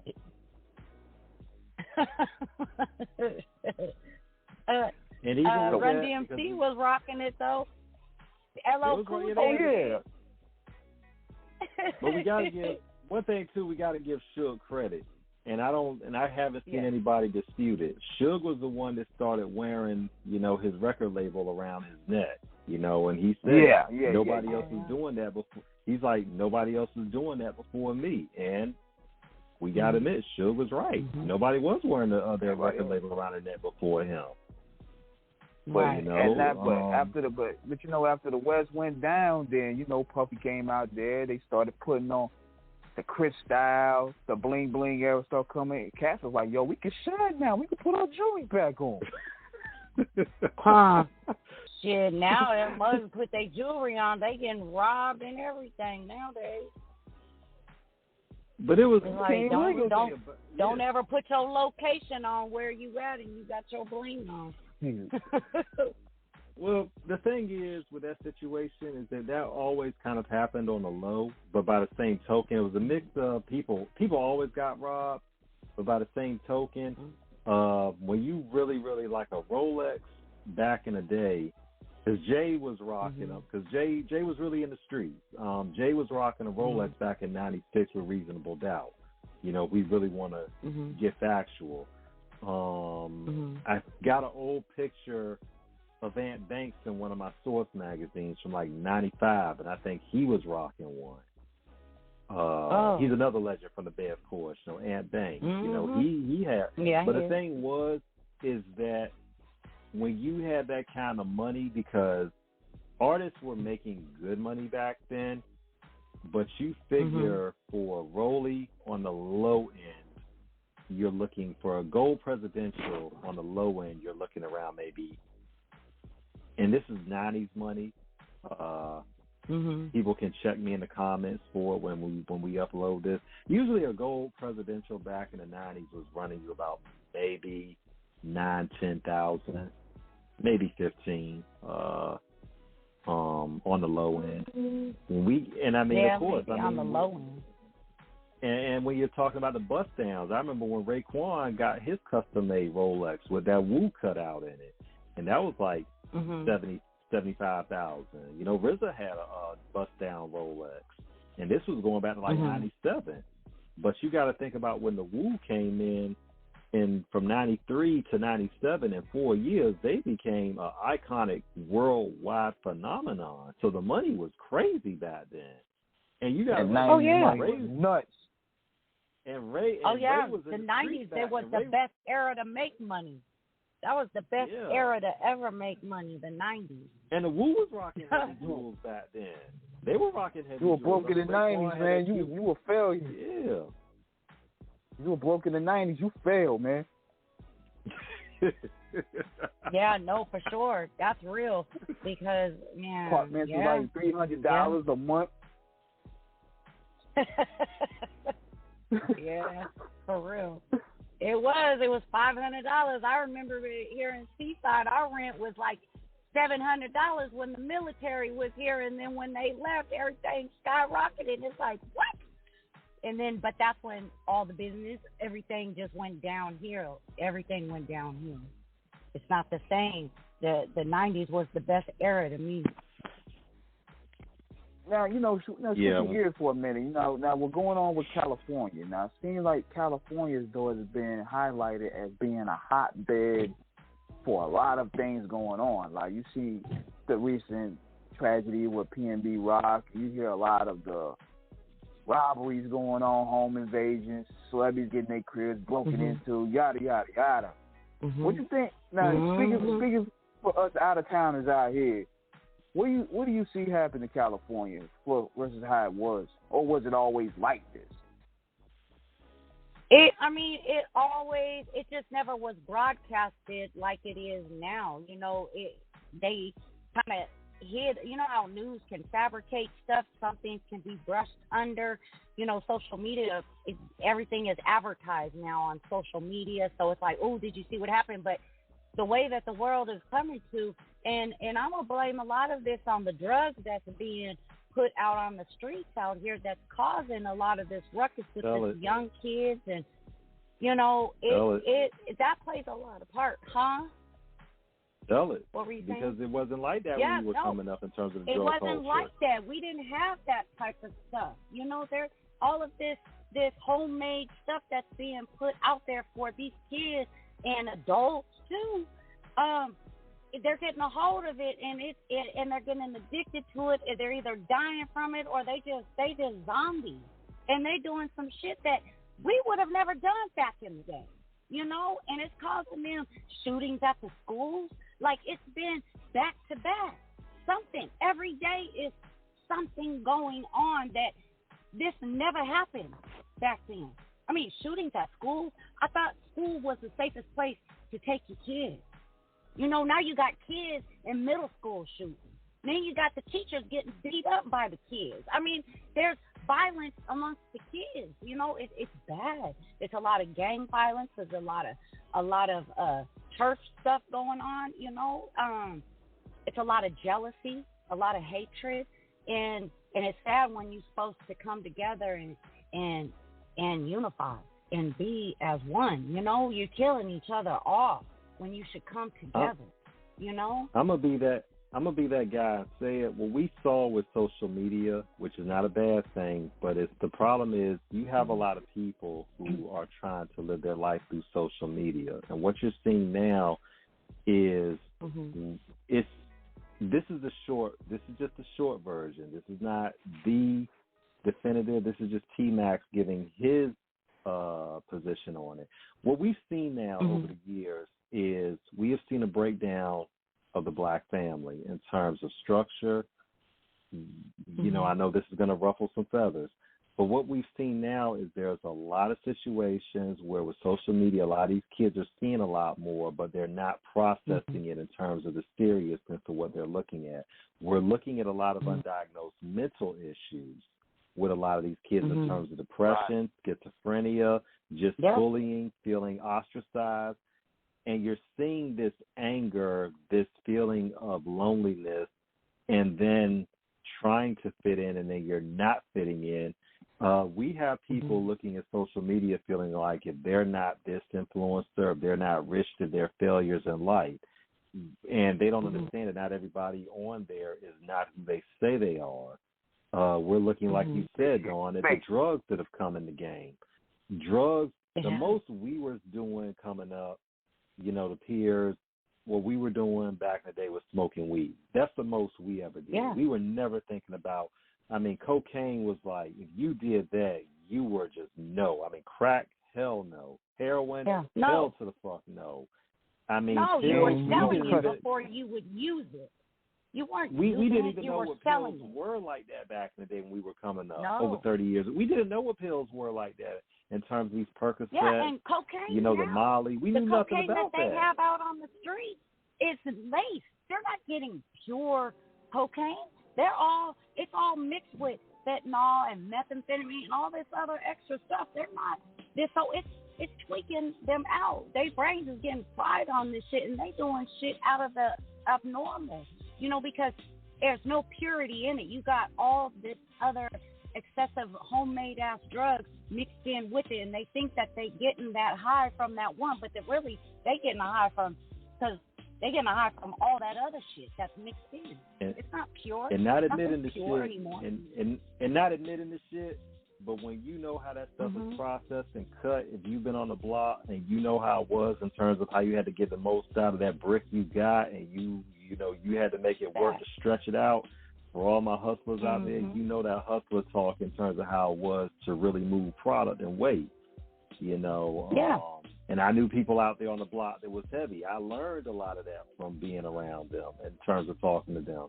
And see, now it's like the way that it's moving in the streets now, everybody's trying to get the maximum profit for the minimum amount of processing. And like you said, that's where you're getting all this other stuff being put into it in terms of where the purity has been compromised, and you're getting a lot of this other stuff that's it's not that any drug is good, but when you add certain chemicals to it, it makes something that was already volatile nuclear.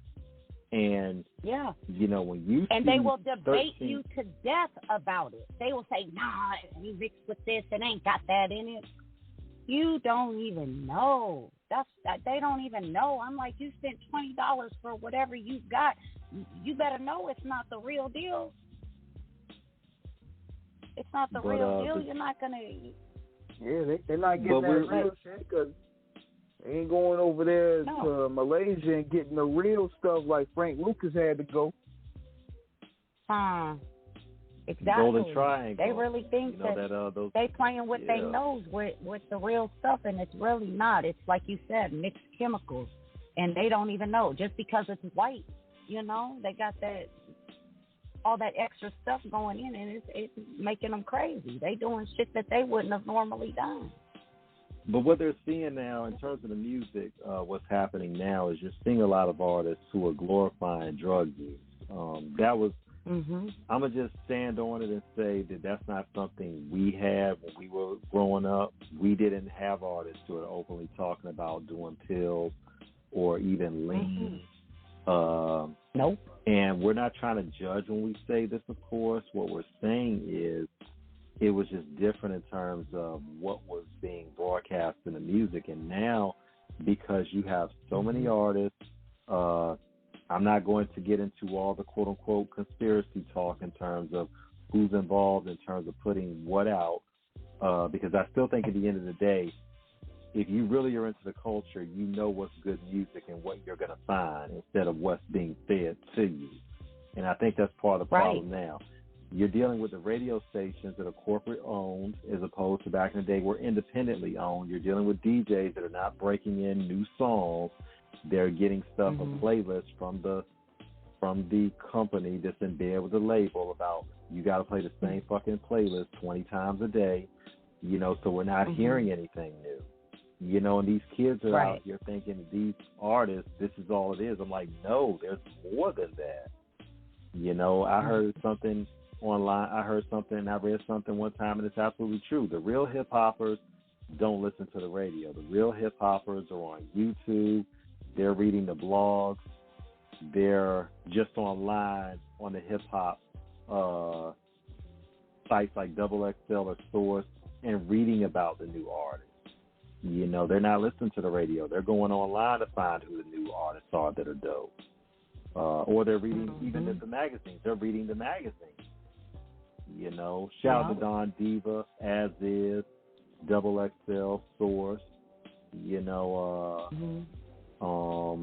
straight stunting. Rest in peace, DJ K. Slay, because he did so much to get the name out there.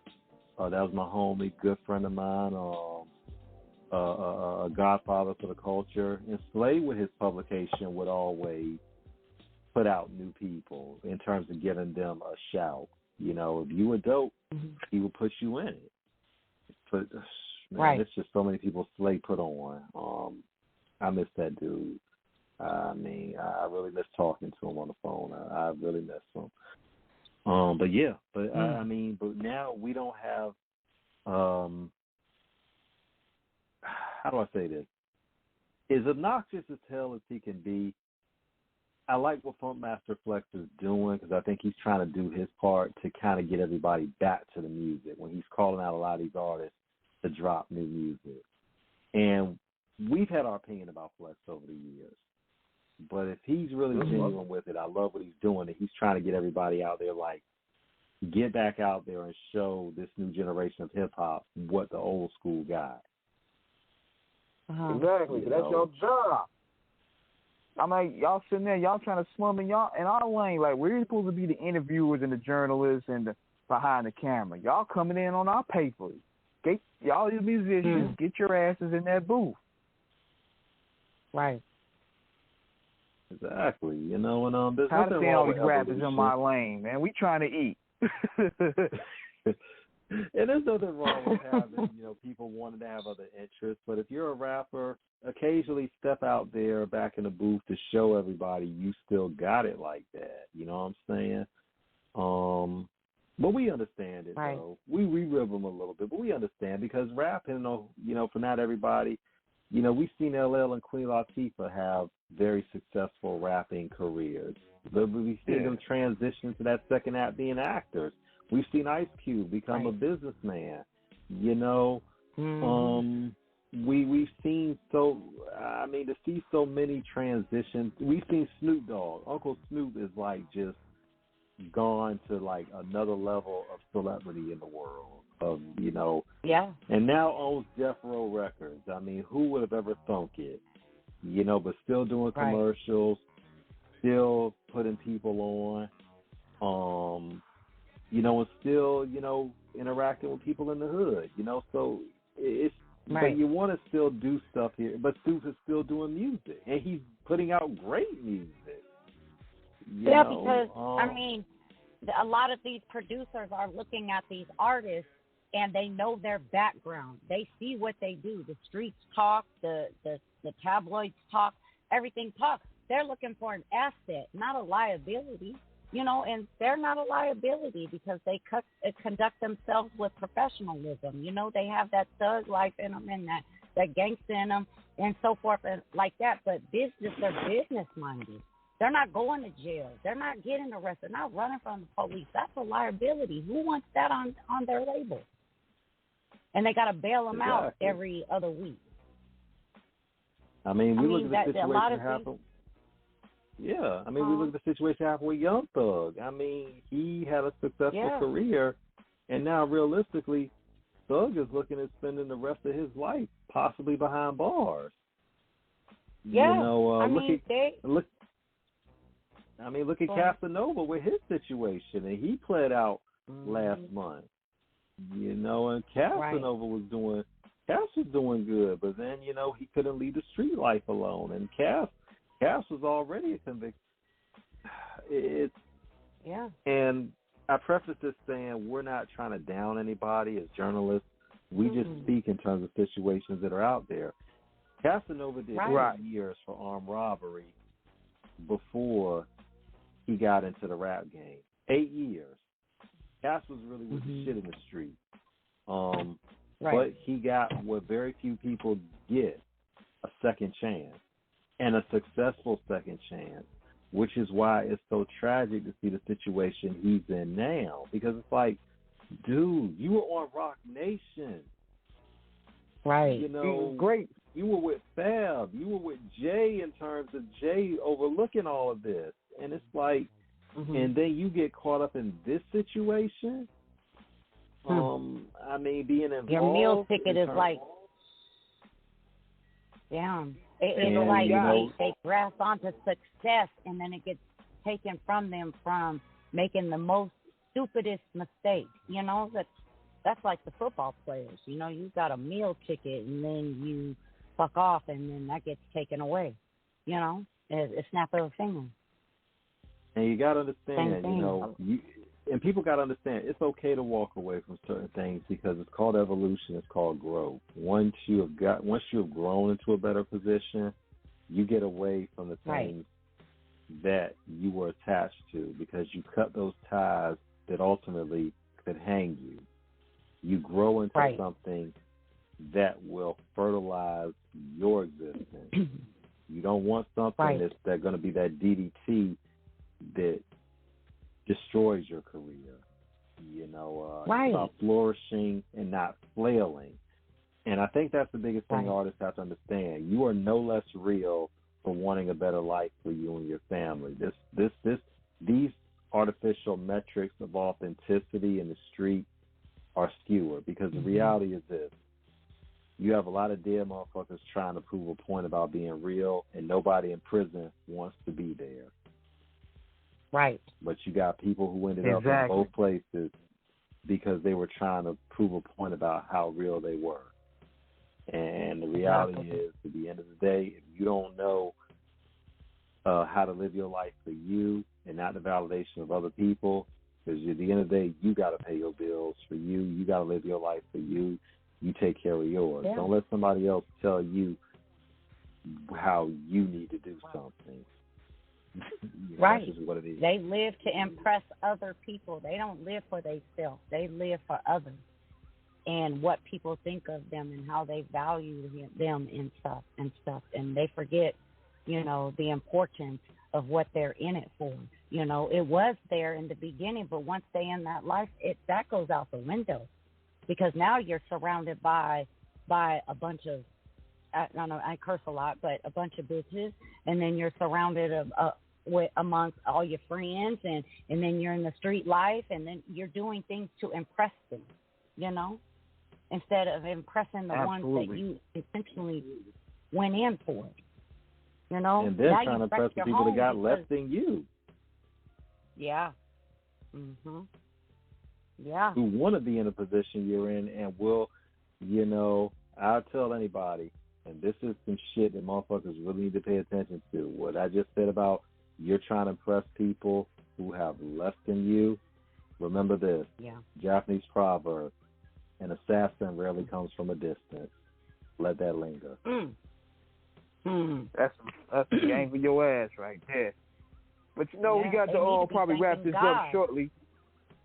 Absolutely. And I was going to say this, you know, before we wrap this up shortly, because, you know, we pressed on time for a little bit, but we want to thank you once again for the build. We had a great time building with you. You bring great ecstatic energy. You bring that Bay Area flavor, and you a fellow Raiderette. We might have to get a drink on this season. It's so fair. We all need to get a damn drink on this season, because this is not, they ain't really going as planned. I got my jersey. Like, I don't know what's going on. They need to move us back to Oakland or something. Yeah, it's the Cali business. That's what it is. Raiders all day for me. It'll never switch. I don't care what anybody say. Although Carr could do a better job, sometimes I be feeling like, God, they need to get rid of him. But I'm just gonna hold my ground. Yeah. I don't think we should have hired Josh McDaniels. I'm going to just say it. I don't know. I ain't never seen it like this before. I mean, it seems like, you know, what gets me with the Raiders is that we seem to get players as soon as they wash. Like, we went ahead, we got Devontae Adams, and he ain't washed, so we still may have a chance. Remember when we grabbed Jerry Rice and he had expired braids and shit? Jerry Rice, what? That's old. Jerry Rice. Well, we know we was done then. We was like, oh man, he ain't even got the flavor no more. His braids have died out. You know we gonna be in for a long year. Yeah, for sure. Yeah. In it for a But long you know, we ain't gonna count us. I'm We not going ain't gonna count us out yet. Yeah, we ain't gonna count us out yet. We got we still got a full season on deck. So hopefully we can turn it around. And if we don't, you can catch all three of us at the game with our bags over our faces. For real. Oh my God. That's my message to the radio. Right there. Oh my God. Slide the paper bag on your face. The walk of shame. Exactly. Oh shit. Oh God. Cause I'm catching it. Yeah, cause it's been pretty bad so far. Cause even my NFC squad, my hometown team, the Panthers, we ain't hitting no shit either. So I'm catching it on both ways. Yeah, Baker. Yeah. I don't know. Y'all gonna make me drink a whole Hennessy fifth, and I ain't drinking years.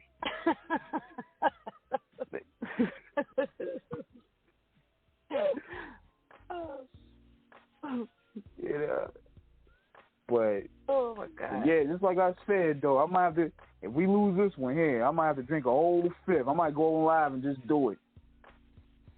Yeah, go ahead. Take one to the do head for the for culture. me too. But definitely though, we definitely enjoyed the build though. Tell us what people can find you and your social media handles and all that jazz. Shit, all they got to do is just type in Don the Dutchess, DAWNDADUTCHESS, and that'll just take you to wherever you want to go on Google. It'll just find me. It'll find me. Or Don Mitchell, because that's what most of my name is under for the credits on the shows that I do and the movies. So, yeah, that's how they'll be able to find me. But under Instagram, it's original_Don the Dutchess. Yeah. There you have it. Mm-hmm. There you have it. So definitely, we're gonna be looking forward to that streaming site so we can check your moves, all the moves that you're making out there, and your debut coming in next year on the small screen. Yeah. Yep, I was supposed to be on the bigger screen before the pandemic hit, so I was supposed to do a whole show where I was going to be the madame in the house, and I was going to control a whole bunch of women. And that just went left. I don't know if they're going to come. Yeah, I was supposed to go to fucking Brazil and film. Oh, wow. Yep. Yeah, that was a big one, too. I was supposed to be in the house with, 15 girls that were getting surgeries done. And, it's going to be a lot of confrontation because they were all getting cosmetic surgery, either the boobs, butt, lips, doesn't matter. They was getting it done, and it's going to be drama between all of them. So it was like me being the mother figure in there, but causing the, being kind of the instigator of shit so shit could pop off between them. Oh, God. So, yeah, it was going to be good, and then pandemic hit, and then shit.